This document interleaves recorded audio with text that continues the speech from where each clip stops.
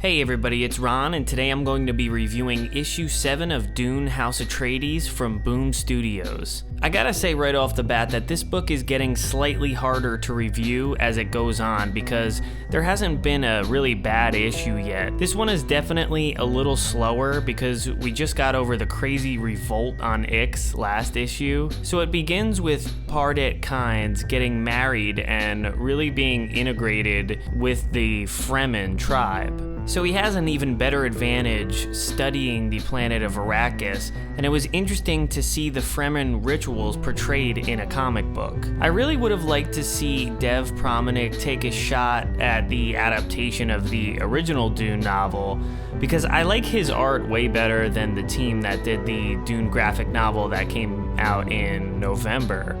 And his art in the Arrakis sections are really nice looking, and he really does a nice job making the desert look mysterious, and it has a great sense of scope.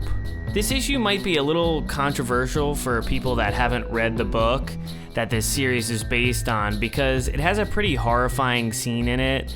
I'll just say it's the part where the Baron gets his revenge on Helen Mahim and takes advantage of her when she shows up on Giedi Prime to have the Baron impregnate her for a second time. As brutal of a situation as it is, I thought the creative team did a good job subduing it just enough so it wasn't graphic and off-putting for new readers. As horrible as it is, I'm glad they decided to keep it in this comic adaptation because they're really staying true to the source material and not watering anything down, so I do appreciate that. It does help to show how evil and despicable the Baron is, but I go back and forth on what Helen is capable of doing. So what happens is Helen is able to unleash a chemical in her body that will infect the Baron and turn him into the overweight and grotesque villain that we know from the original novel. And I do kind of feel like the prequel books turn the Bene Gesserit sisters into almost godlike beings who could do anything,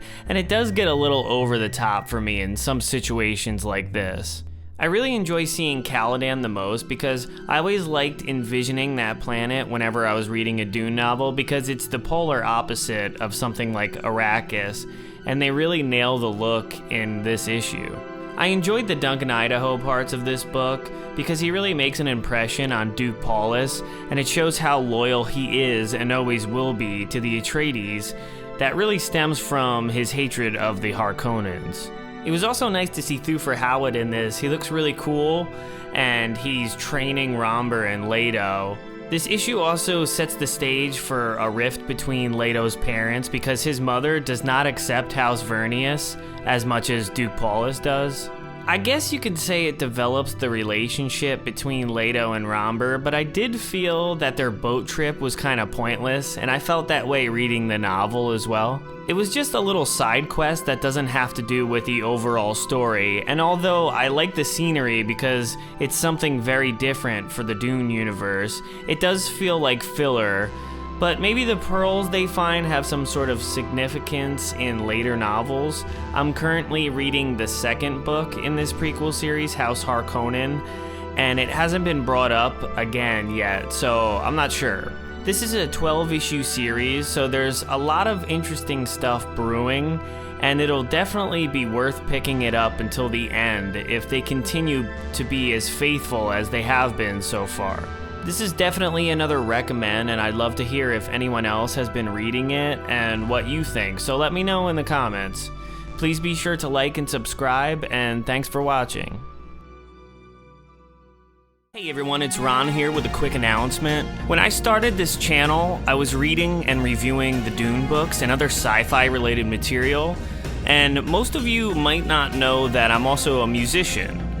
So when I was reading these sci-fi books, I started to get inspired and decided to make my own soundtrack to use for my videos, and now I'm excited to tell you all about the first volume in the Ron Reviews original soundtrack collection. This album includes the first 17 tracks featured on my channel, and it's available now exclusively on Bandcamp.